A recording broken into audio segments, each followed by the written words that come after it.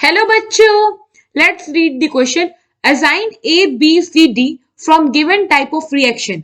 A for disproportionation reaction, B for comproportionation reaction, C for either intermolecular redox reaction or displacement reaction, and D for either thermal combination redox reaction or thermal decomposition redox reaction.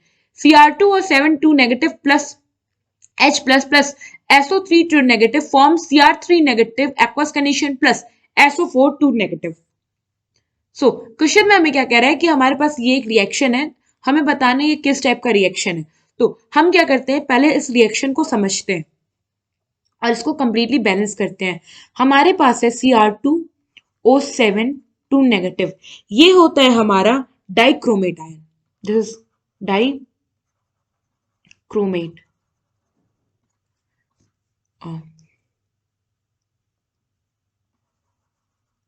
This is dichromate. हम इसको react करा रहे हैं H plus plus SO3 to negative. तो ये जो SO3 to negative है ये हमारा है sulphide, this is sulphide. Now अब प्रोडक्ट में हमें मिला Cr3 plus plus SO4 to negative.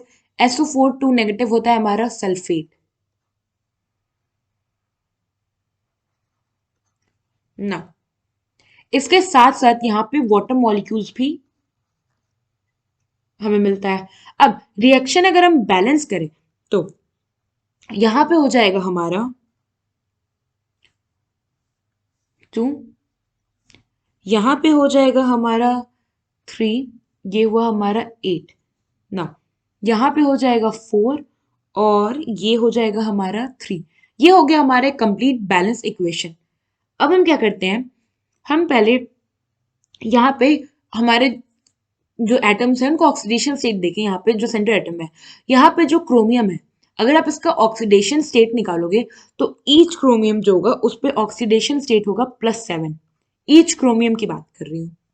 और यहाँ पे अगर सल्फर की बात करो तो सल्फर पे जो होगा ऑक्सीडेशन स्टेट होगा, ये होगा हमारा +6 ना। यहाँ पे क्रोमियम हमारा +3 में है, यहाँ पे सल्फर हो जाएगा हमारा +8 ऑक्सीडेशन स्टेट में। हाइड्रोजन अपने +1 ऑक्सीडेशन स्टेट में, ऑक्सीजन अपना -2 ऑक्सीडेशन स्टेट में।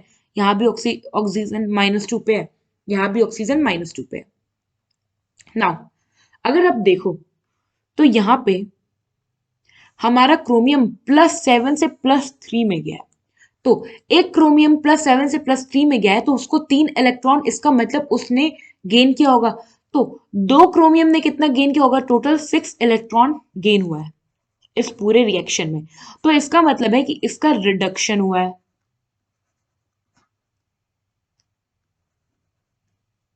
ना। अगर हम बात करें सल्फर की तो सल्फर हमारा +6 से गया है +8 में। तो यहाँ पे एक सल्फर एटम +6 से +8 में है और एक प्रोडक्ट साइड भी है, तो मतलब टोटल हम पे 2 इलेक्ट्रॉन का डोनेशन हुआ है, मतलब सल्फर ने 2 इलेक्ट्रॉन डोनेट किया। और अगर ये इलेक्ट्रॉन डोनेट किया इसका मतलब इसका हो गया यहाँ ऑक्सीडेशन।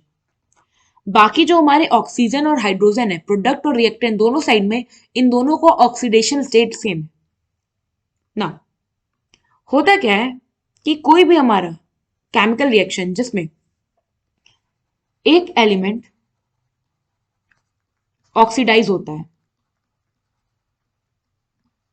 और अनदर एलिमेंट जो है रिड्यूस होता है, तो ऐसे केमिकल रिएक्शन को हम कहते हैं कि वो है रिडॉक्स रिएक्शन ना। अगर आप देखो तो यहां पे हमारा ये डाइक्रोमेट एक स्पीसीज है, ये हमारा सल्फाइड एक स्पीसीज है, यानी कि 2 डिफरेंट स्पीसीज या आप कह लो 2 डिफरेंट मॉलिक्यूल्स के बीच में ये रिडॉक्स रिएक्शन हो रहा है। तो ऐसे रिडॉक्स रिएक्शन को हम कहते हैं इंटर मॉलिक्यूलर रिडॉक्स रिएक्शन।